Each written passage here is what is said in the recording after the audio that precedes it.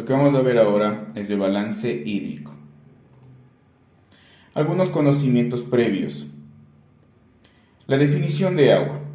El agua es una sustancia que se compone por dos átomos de hidrógeno y un átomo de oxígeno, H2O.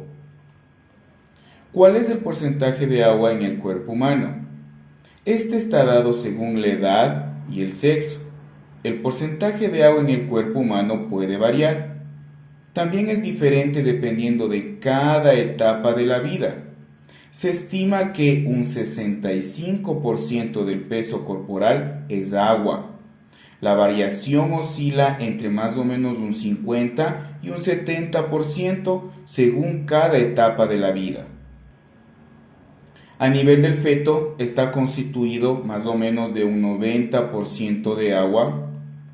En el recién nacido, de un 80% está constituido de agua. En los niños, un 70% de agua.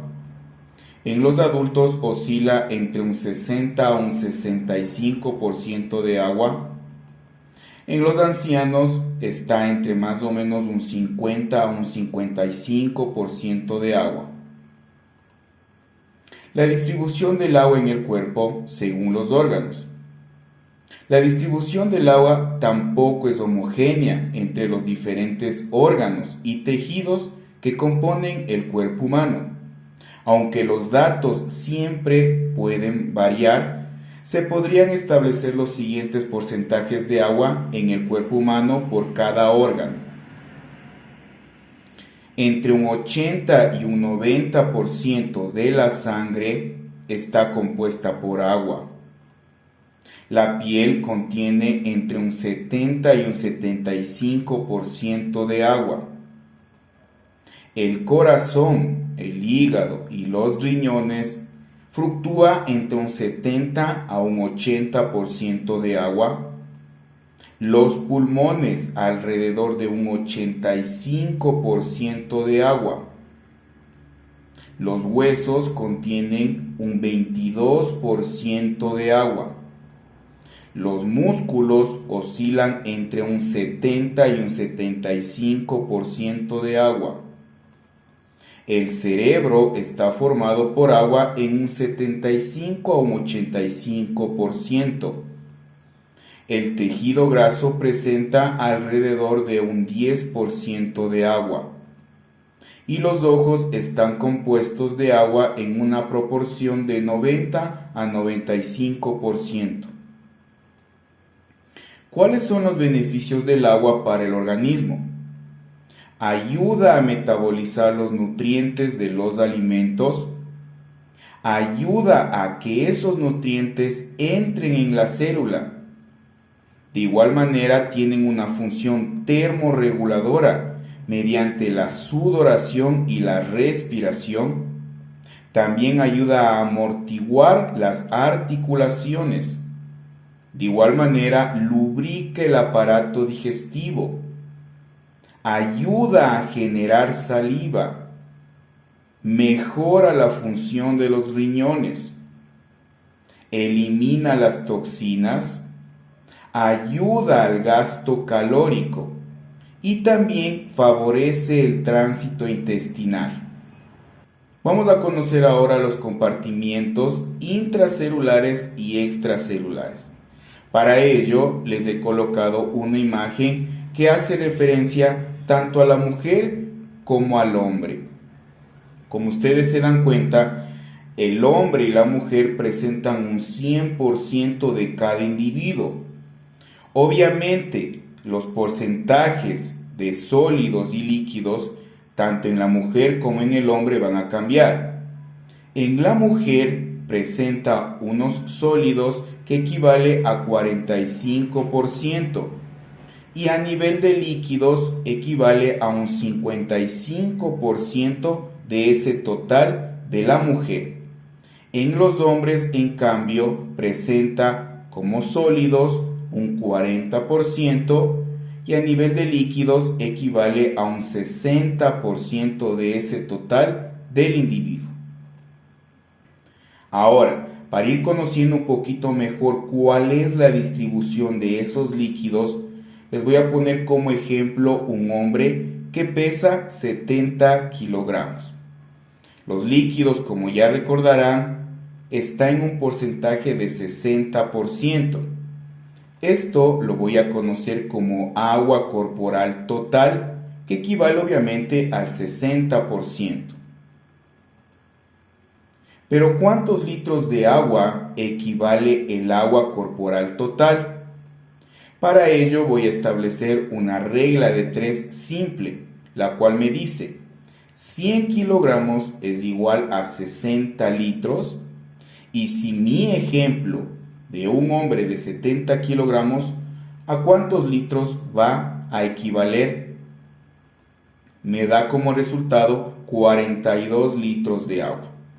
Entonces, el 60% del agua corporal total equivale a 42 litros de agua. El agua corporal total se divide a su vez en un líquido extracelular y un líquido intracelular. El líquido extracelular equivale a un 25%. Pero ¿cuántos litros de agua equivale ese líquido extracelular?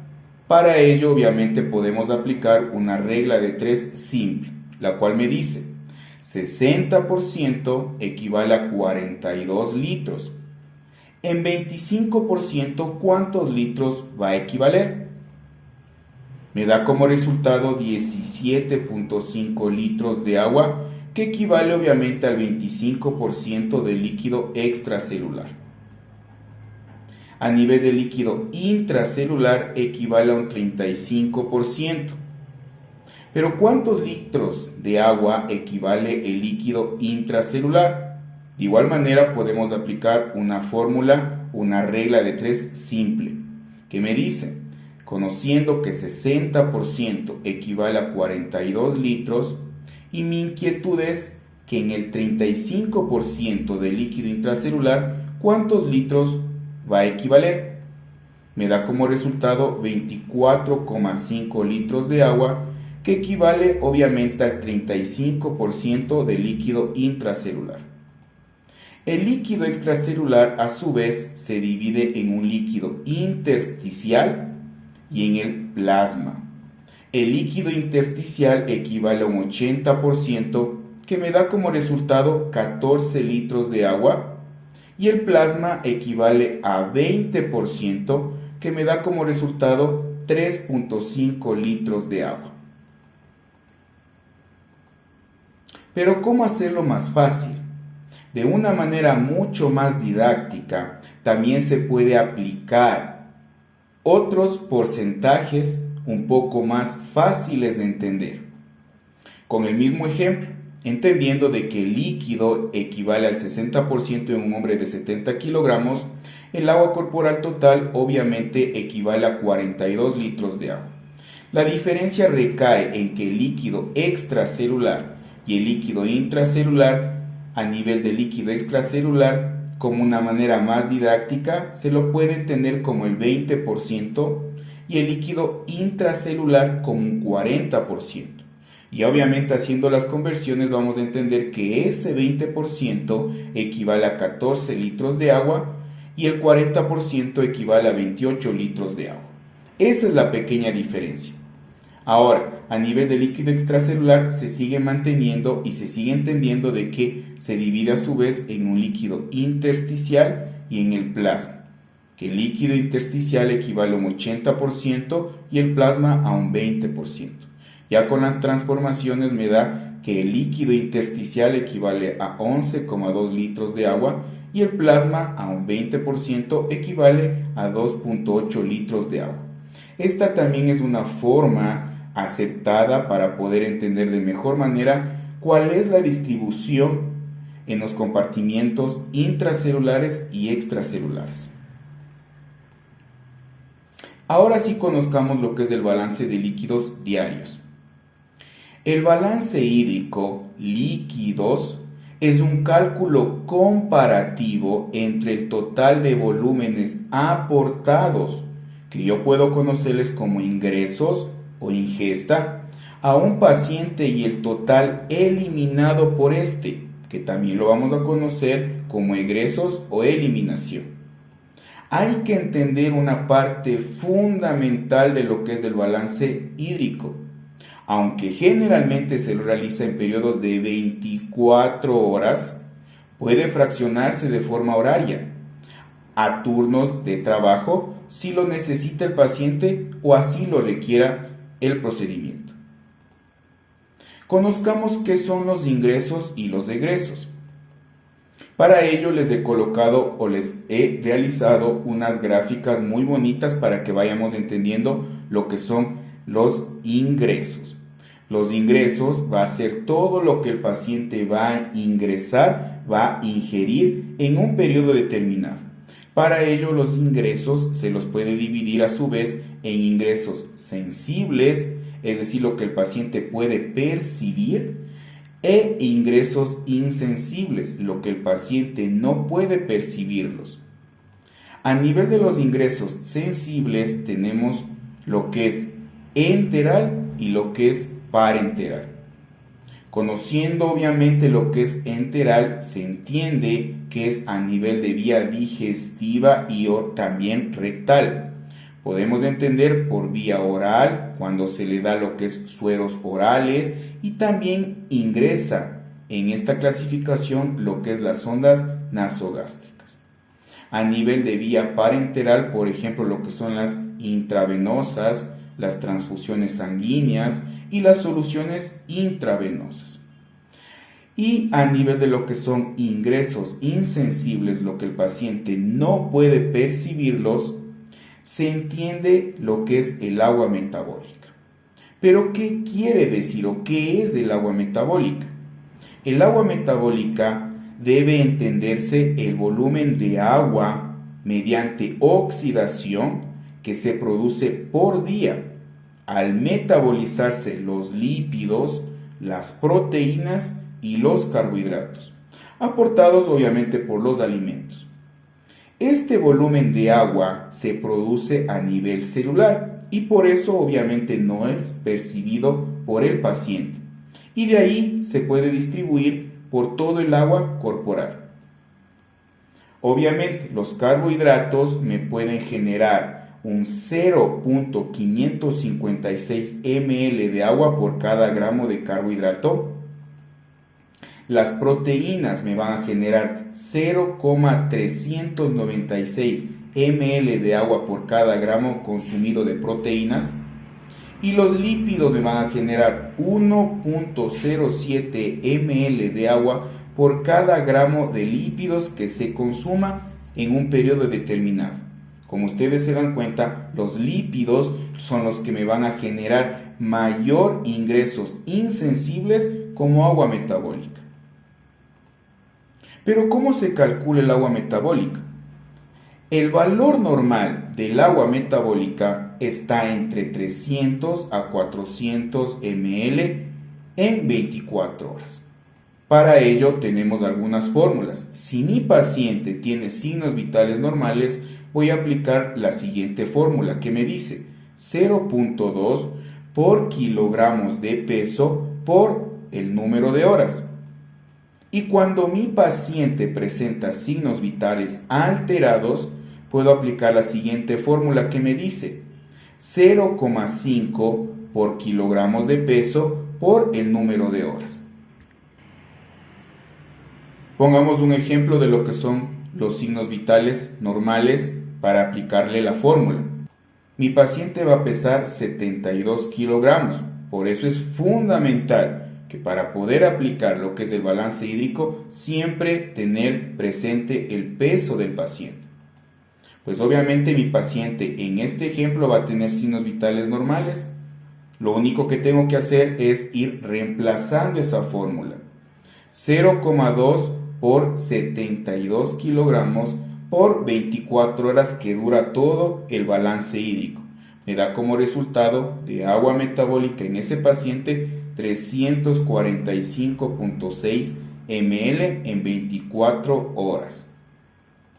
Ahora, si mi paciente tiene los signos vitales alterados, voy a aplicar la siguiente fórmula que me dice 0,5 por kilogramos de peso por el número de horas.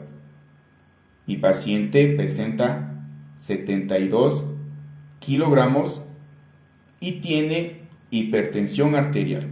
Reemplazo la fórmula que me dice signos vitales alterados es igual a 0,5 por 72 kilogramos por 24 horas. Me da como resultado de agua metabólica en ese paciente con signos vitales alterados 864 ml en 24 horas. Ahora conozcamos lo que son los egresos. Los egresos van a ser todo lo que el paciente va a eliminar. De igual manera, los egresos pueden ser egresos sensibles, lo que el paciente puede sentir, y los egresos insensibles, lo que el paciente no puede percibirlos. A nivel de los egresos sensibles, tenemos el vómito, la diarrea, los sangrados, los drenajes, la orina, las ostomías y también lo que son los sondajes vesicales. A nivel de lo que son los egresos insensibles, es decir, lo que el paciente no lo puede sentir, tenemos lo que son las pérdidas insensibles. Obviamente esto puede darse mediante la transpiración, la taquipnea, las fiebres y las posoperaciones. Pero ¿cómo se calcula las pérdidas insensibles? El valor normal de pérdidas insensibles está entre 500 a 1000 ml en 24 horas.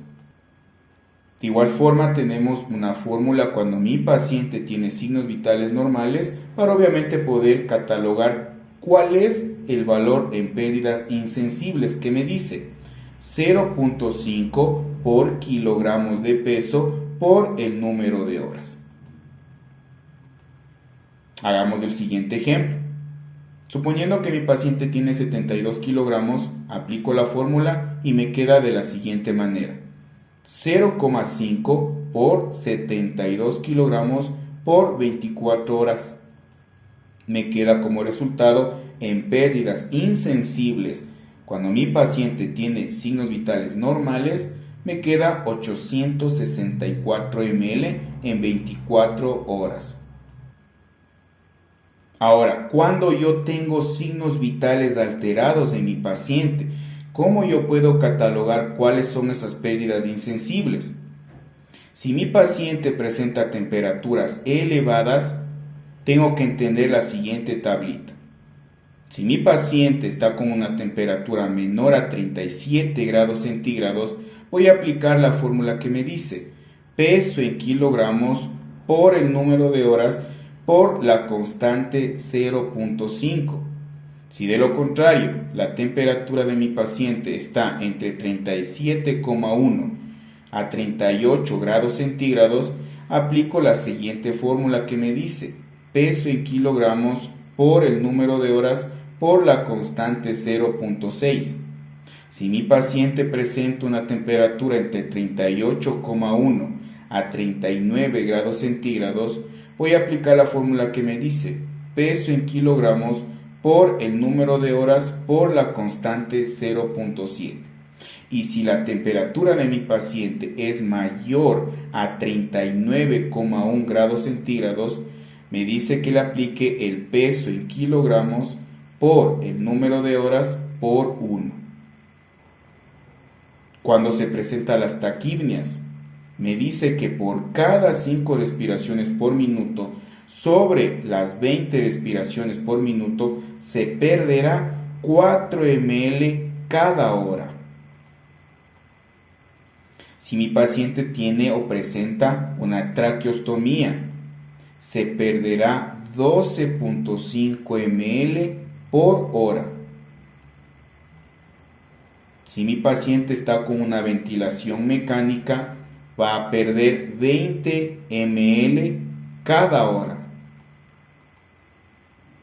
Y si se le está realizando una prueba de retiro de la ventilación mecánica con tubo en T, va a perder 40 ml cada hora. La transpiración si mi paciente presenta una transpiración moderada e intermitente, va a eliminar en pérdidas insensibles 20 ml cada hora. Si de lo contrario esa transpiración es moderada continua, va a eliminar 40 ml por hora, y si es muy profuso esa transpiración, va a eliminar entre 80 ml cada hora. Conozcamos la fórmula para aplicar el balance hídrico. Una vez de que ya entendimos lo que eran los ingresos, ya entendimos lo que eran los egresos, vamos a aplicarle ese conocimiento en la tan conocida fórmula que me dice: el balance hídrico es igual a los ingresos menos los egresos. Para ello tengo que entender que existen tres tipos de balances hídricos: lo que es un balance hídrico positivo, lo que es un balance hídrico óptimo y lo que es un balance hídrico negativo. Balance hídrico positivo. El balance hídrico positivo hace referencia a que los ingresos son superiores a los egresos. Hagamos un ejemplo de balance hídrico positivo. Vamos a poner unos pequeños ejemplos muy didácticos, muy fáciles de entender, para obviamente poder ir aplicando y poder ir resolviendo y poder ir analizando lo que es el balance hídrico positivo. Como ya conocemos, lo que son los ingresos pueden ser sensibles más el agua metabólica. Ingresos, pongámonos un ejemplo que mi paciente tuvo ingresos sensibles 2000 ml más 340 ml de agua metabólica, que me da como resultado de ingresos 2340 ml. De igual manera, los egresos pueden ser sensibles más pérdidas insensibles. En egresos, mi paciente tuvo 100 ml más 860 ml en pérdidas insensibles. Me da como resultado en egresos 960 ml. Apliquémosles esos valores dentro de la fórmula. El balance hídrico en ingresos de mi paciente tuvo 2340 ml y los egresos fueron de 960 ml.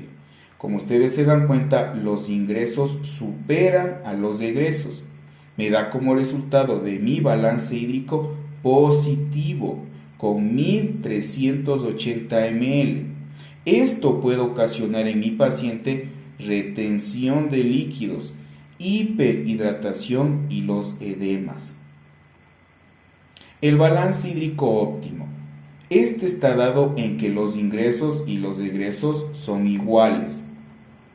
Hagamos un ejemplo de balance hídrico óptimo. De igual manera nos vamos a entablar un ejemplo, valores hipotéticos. En ingresos va a tener mi paciente 760 ml en ingresos sensibles más 340 en agua metabólica. Me da como resultado 1100 ml de ingresos. Y los egresos, vamos a tener egresos sensibles 240 ml más 860 ml de pérdidas insensibles, que me da como resultado en los egresos de 1100 ml. Aplicamos obviamente la fórmula que me dice balance hídrico 1100 ml en ingresos menos 1100 ml en egresos. Me da como resultado un balance hídrico en cero. Esto es normal. Esto es lo que se quisiera como profesionales poder lograr en mi paciente. Y lo que es el balance hídrico negativo. El balance hídrico negativo está dado cuando los ingresos son inferiores a los egresos. Hagamos un ejemplo de balance hídrico negativo. Los ingresos van a ser sensibles en 60 ml más 340 ml del agua metabólica. Me da como resultado los ingresos de 400 ml. Y los egresos sensibles van a ser 240 ml más 860 ml en pérdidas insensibles, que me da como resultado en los egresos 1100 ml. Apliquemos la fórmula. Balance hídrico en ingresos 400 ml menos 1100 ml. Como ustedes se dan cuenta, los ingresos son inferiores a los egresos. Me da como resultado un balance hídrico negativo con menos de 700 ml. Esto que puede ocasionar una deshidratación asociada obviamente a problemas renales. Para terminar, aquí les he colocado algunas hojitas que pueden ser utilizadas dependiendo el hospital, dependiendo la clínica, inclusive dependiendo el país, algunas hojitas dentro de lo que es el control del balance hídrico. Posteriormente hemos de realizar un videíto aplicando esos conocimientos ya en un caso real para poder entender cómo se llena la hojita del balance hídrico. Recordar, el balance hídrico es el control de la ingesta y la eliminación de los pacientes en un tiempo determinado, específicamente en 24 horas.